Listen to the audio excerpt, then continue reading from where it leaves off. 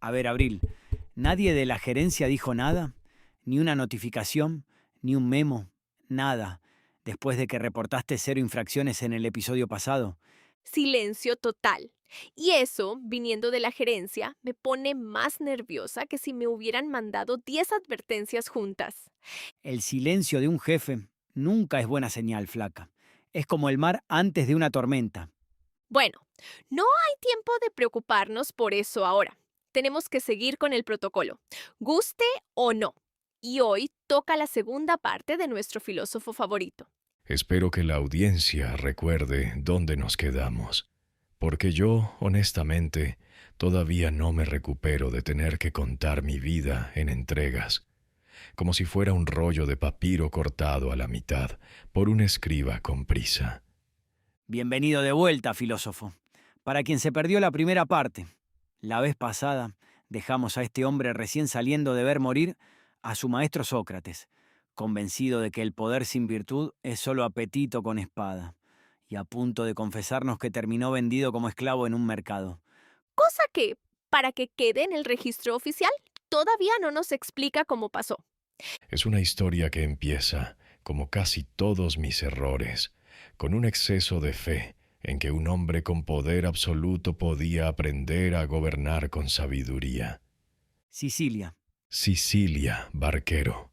El primer gran fracaso de mi vida adulta, aunque, como van a ver, no el único. Bienvenidos, bienvenidas y bienvenidos a Postmortem Podcast.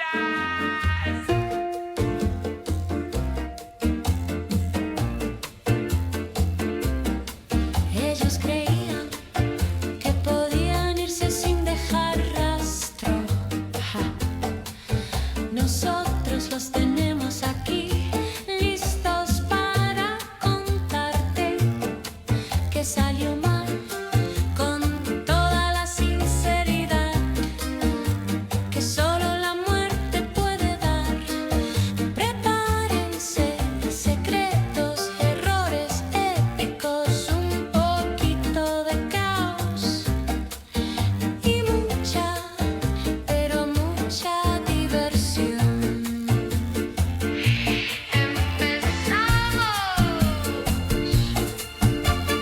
Bienvenidos de vuelta, Almas en Pena, a la segunda parte de Postmortem Podcast. Soy Charón. Y yo, Abril. Y yo, otra vez, Platón, listo para la segunda mitad de mi propia vida, contada en un sótano húmedo frente a un barquero y una funcionaria con tablet. Antes de arrancar, síganos en Instagram y TikTok como @postmortempodcast, que el episodio de hoy viene con esclavitud, traición y un intento fallido de crear al rey perfecto. A ver, filósofo, no nos tenga más en ascuas. ¿Cómo carajo terminó un aristócrata ateniense, discípulo de Sócrates, vendido como esclavo? Con 40 años, barquero, decidí que ya era hora de dejar la teoría y probar algo distinto. Viajé a Siracusa, en Sicilia, donde gobernaba un tirano llamado Dionisio I, un hombre con muchísimo poder, muchísimo dinero y ninguna paciencia para que le dijeran que estaba gobernando mal. Y usted fue exactamente a decirle eso. Fui invitado por su cuñado Dion, un joven brillante que se había hecho mi discípulo y que soñaba con convertir Siracusa en el primer reino gobernado por la razón, no por el capricho. Dion me convenció de ir a hablar con Dionisio, a sembrarle algo de filosofía. Graso error. ¿Qué pasó en esa cena? Porque algo me dice que no terminó bien. Dionisio, envalentonado por el vino y rodeado de sus cortesanos, me preguntó qué pensaba yo sobre la felicidad de los tiranos. Y yo, sin filtro, le contesté que un tirano nunca podía ser feliz, porque vivía rodeado de gente que le temía en vez de quererlo, y que el verdadero poder consistía en dominarse a uno mismo, no en dominar a otros por la fuerza. O sea, básicamente le dijiste al anfitrión en su propia mesa que su vida entera era un fracaso emocional. Dicho así, licenciada, suena todavía peor de lo que sonó esa noche. Dionisio se puso furioso. Y ahí es cuando su cuñado Dion, en vez de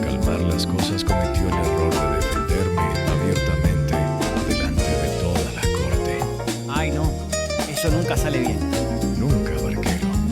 Dionisio me mandó de vuelta a Atenas en un barco, pero no como invitado. Le dio instrucciones secretas al capitán, un espartano llamado Polis, de que me vendiera como esclavo en la primera parada del viaje. Un momento, ¿el capitán del barco lo vendió así? ¿Directamente, como si fuera un trámite? Si soy completamente honesto, barquero, la historia oficial que siempre conté fue esa. Pero la verdad, la que duele más, es que Polis ni siquiera tuvo el valor de hacer el negocio él mismo.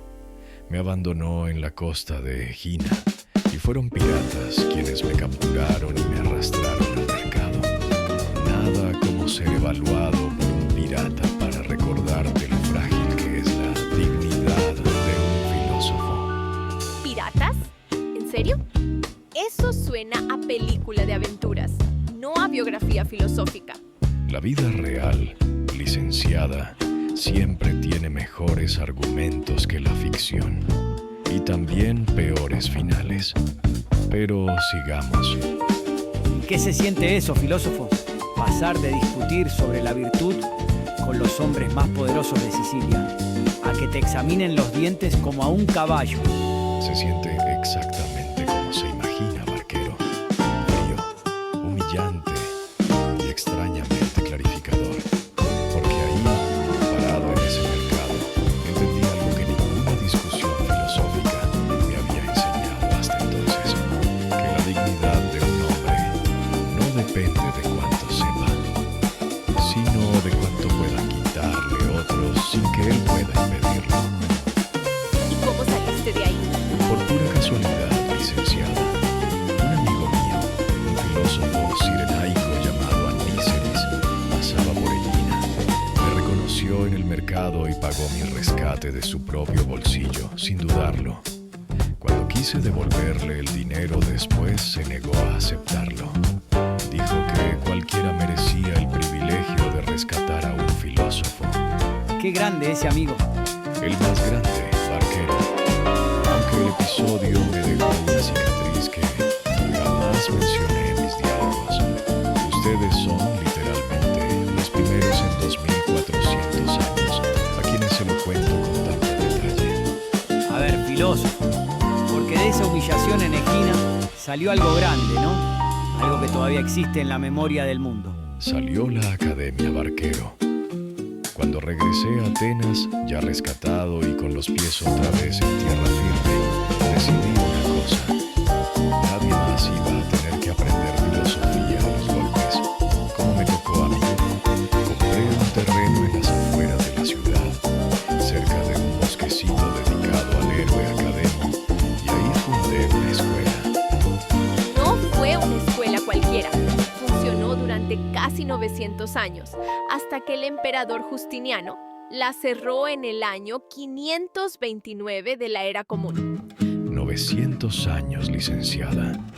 Ahí se formaron generaciones enteras de pensadores, incluido un joven bastante prometedor llamado Aristóteles, que después se volvió más famoso que yo en ciertos círculos, para mi eterna irritación filosófica. A ver, filósofo, suéltelo todo. ¿Qué le criticaba? Me decía con toda la educación del mundo que mis formas eran una duplicación innecesaria del mundo, que no hacía falta inventar una belleza perfecta en el cielo para explicar por qué una estatua es hermosa aquí abajo. Decía que la forma está dentro de las cosas mismas, no flotando en un mundo aparte. Y para rematar, inventó un argumento llamado el tercer hombre, para demostrar que mi teoría era lógicamente inconsistente. ¿Cómo respondió usted a eso? Le dije: Aristóteles, algún día entenderás que el discípulo que solo asiente es un espejo y el que te contradice es un diamante. Y me fui a tomar vino, solo, porque él tenía razón en varias cosas, y eso era lo más irritante de todo. Ahí sí sacó los colmillos el filósofo. ¿Celos de discípulo, Platón? Digamos que Aristóteles tenía la fea costumbre de estar en desacuerdo conmigo en público, con argumentos bastante buenos, lo cual, siendo honesto, era exactamente lo que yo quería enseñarle a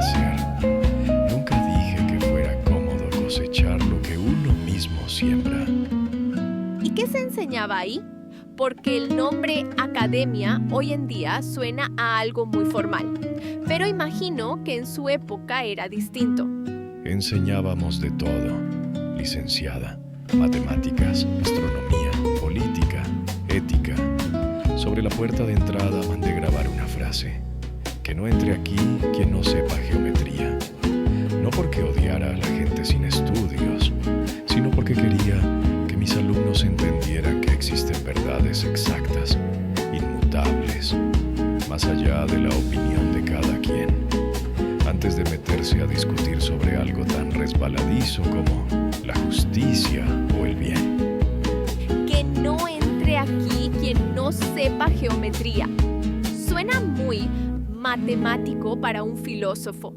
Porque en Italia, antes de fundar la academia, encontré a los discípulos de Pitágoras. Ellos me enseñaron que el universo no está hecho de palabras ni de opiniones, barquero.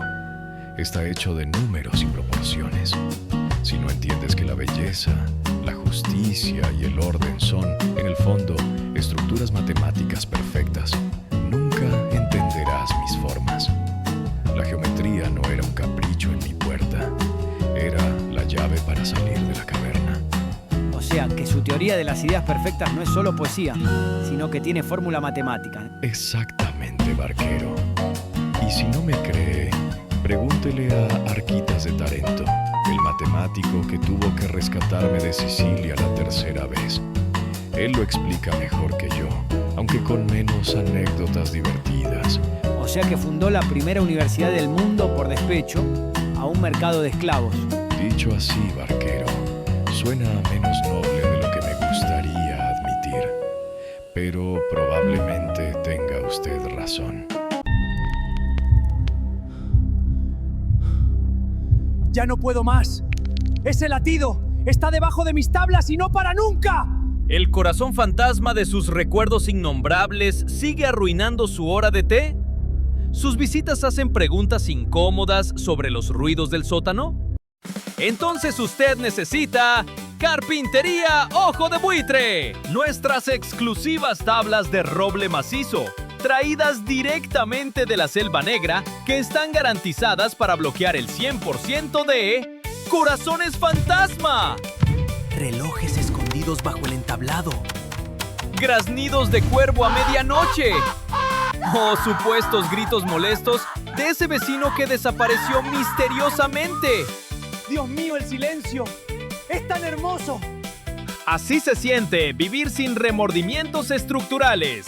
Y si llama ahora, le incluimos sin costo adicional nuestro sellador premium. Nunca pasó nada. El único sellador del inframundo con tecnología de negación permanente. Una sola aplicación ayuda a cubrir manchas de sangre persistentes, grietas con antecedentes criminales, arañazos producidos por uñas espectrales y esas incómodas evidencias que definitivamente nunca estuvieron ahí. Pero eso no es todo. Si llama durante los próximos 15 minutos, también recibirá nuestro exitoso manual ilustrado Remodelación para el anfitrión discreto, con capítulos especiales sobre ventilación estratégica de bodegas, acústica avanzada para sótanos, respuestas convincentes cuando llegue la guardia del inframundo. Llame ya al 0800 Ojo Buitre. Repito, 0800 Ojo Buitre. Operadoras del inframundo disponibles las 24 horas del día, los 365 días del año, por toda la eternidad. Carpintería Ojo de Buitre, porque los buenos pisos nunca hacen ruido. Carpintería Ojo de Buitre no se responsabiliza por manifestaciones paranormales posteriores a la instalación. El sellador nunca pasó nada, no constituye asesoría legal en ningún plano de existencia. La garantía de silencio no aplica para espectros con amplificador. Ojo de Buitre, sociedad anónima, no garantiza que sus instaladores no hayan visto lo que hay debajo de sus tablas. De hecho, lo vieron todo. El manual ilustrado se entrega en pergamino estándar, edición básica, sin grabados en oro. El sellador no elimina culpas, maldiciones hereditarias ni pactos demoníacos previamente firmados. No aplicar directamente sobre fantasmas conscientes. Consulte restricciones con su representante regional de ultratumba. Bueno, volvimos con Post Mortem Podcast. A ver, filósofo, con la academia ya funcionando, con fama, con discípulos, uno pensaría que usted había aprendido la lección con Sicilia, pero el expediente dice que volvió, 2 veces más. Volví, barquero. Y para colmo de ironías, volví persiguiendo exactamente la misma idea que me había costado la libertad la primera vez. Dionisio I murió y el trono pasó a su hijo, Dionisio II. Y Dion, el mismo cuñado que lo metió en problemas la primera vez, le insistió que regresara. Dion me escribió cartas convencidísimo de que el joven Dionisio II era distinto a su padre, inteligente, receptivo, con hambre genuina de aprender a gobernar con sabiduría. Me dijo que teníamos la oportunidad histórica de convertirlo en el primer rey filósofo real, no solo en una idea escrita en un libro. ¿Y usted le creyó? Le creí, barquero, porque quería creerle. Había pasado años escribiendo sobre el rey filósofo en mi diálogo La República. La idea de que las ciudades solo prosperarían de verdad cuando los filósofos gobernaran, o los gobernantes se volvieran filósofos. Y de repente, ahí estaba, la oportunidad de probar en carne y hueso si mi teoría más famosa funcionaba fuera del papiro. Y no funcionó. No funcionó absolutamente nada, licenciada. Dionisio II resultó ser un joven inseguro, malcriado por el poder desde la cuna, más interesado en que la corte lo viera del brazo del filósofo más famoso de Grecia que en aprender geometría o ética de verdad. A la primera dificultad, empezó a sospechar que Dion y yo conspirábamos para quitarle el trono. Desterró a Dion de la ciudad y a mí me retuvo, primero como invitado incómodo, después casi como prisionero de lujo. ¿Otra vez preso, filósofo? Otra vez barquero, aunque esta vez con mejores sábanas. Finalmente logré salir de Siracusa, jurando no volver jamás. Y sin embargo, unos años después, volví una tercera vez. ¿Por qué? Ya sabía cómo terminaba la historia. Porque Dionisio II me mandó cartas prometiendo que había cambiado, que de verdad quería aprender, que Dion podría regresar del exilio si yo intercedía por él. Y yo, contra todo mi propio sentido común, decidí darle una última oportunidad. Terminó todavía peor que las 2 veces anteriores. Hubo un motín militar en el palacio. Mi propia vida corrió peligro real y tuve que ser rescatado por mercenarios enviados por un antiguo alumno mío, el matemático Arquitas de Tarento. 3 veces, filósofo. 3 veces volvió a la misma isla que casi lo mata y lo esclaviza. 3 veces, barquero.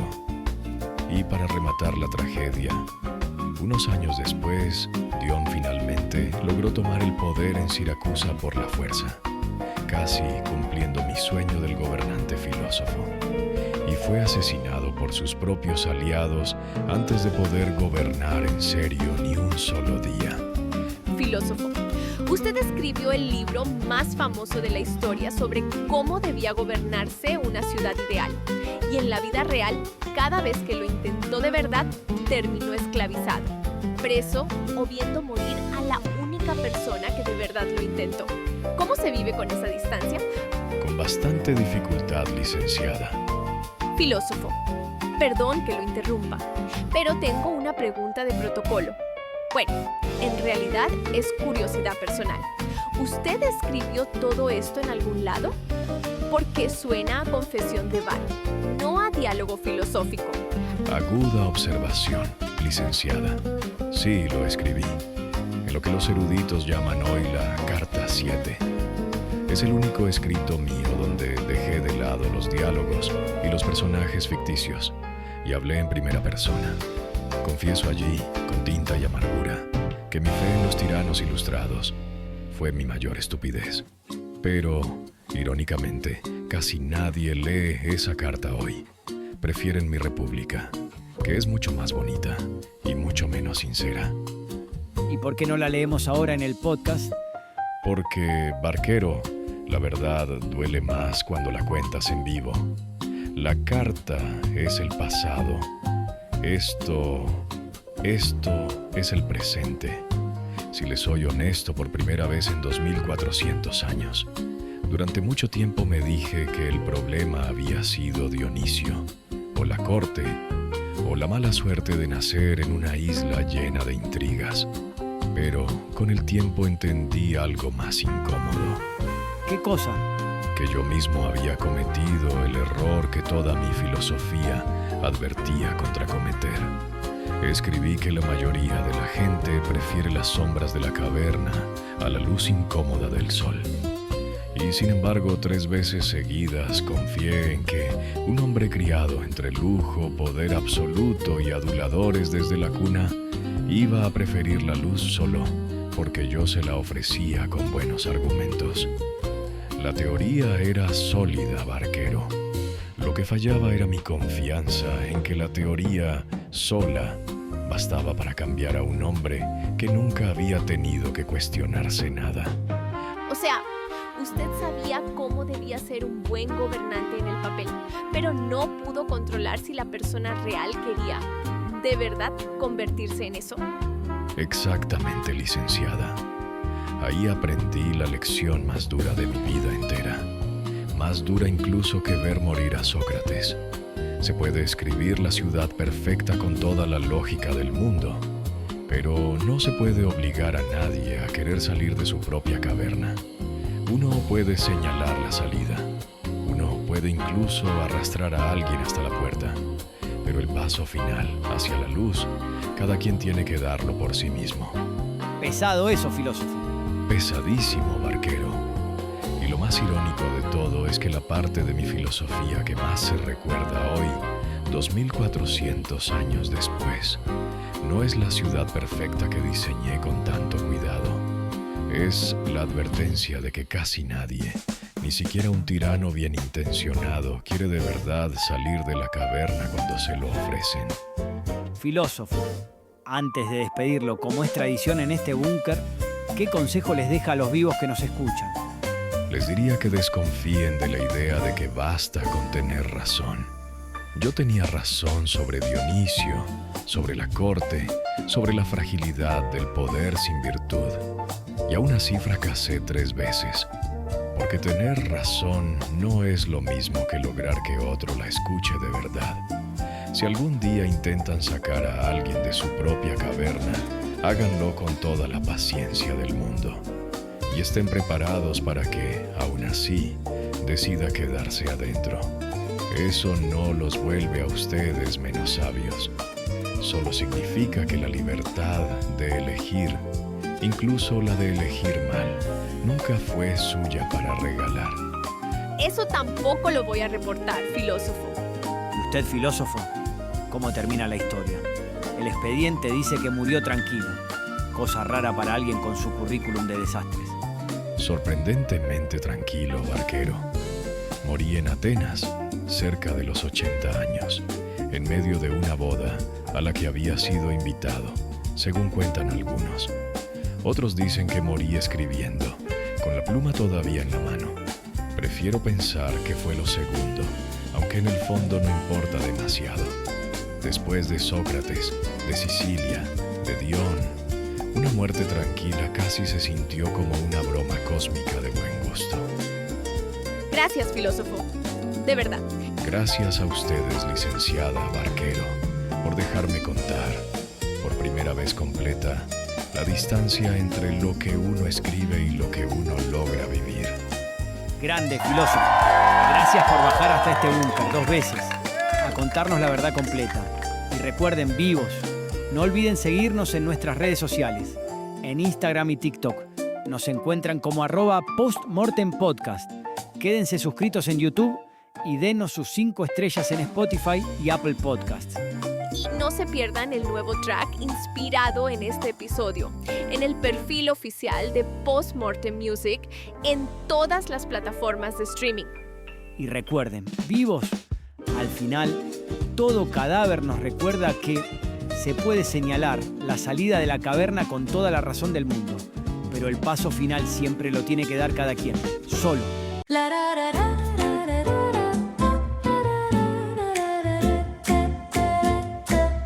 La barca ya se va,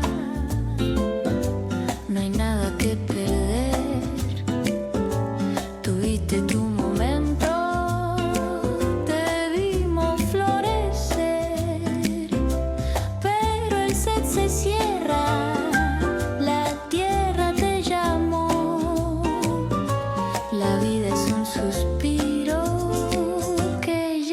se terminó.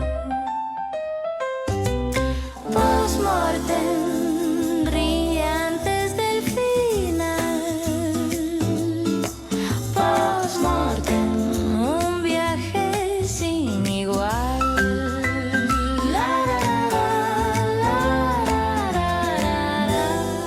Vayan en paz, si es que pueden. Bueno, flaca, 2 episodios enteros y ni una sola visita de inspección. Yo creo que ya nos salvamos de esta auditoría. Sharon, me acaba de llegar un mensaje ¿De quién? de la gerencia. Dice textual: notamos 0 infracciones reportadas en 2 sesiones consecutivas. Estadísticamente improbable. Se procede a enviar un inspector de cumplimiento en persona para auditoría presencial. Llegada, próxima sesión. ¿Un inspector en persona acá? O sea, sí, Abril, ¿qué hicimos? lo correcto, Sharon. Ahora hay que ver si eso nos alcanza.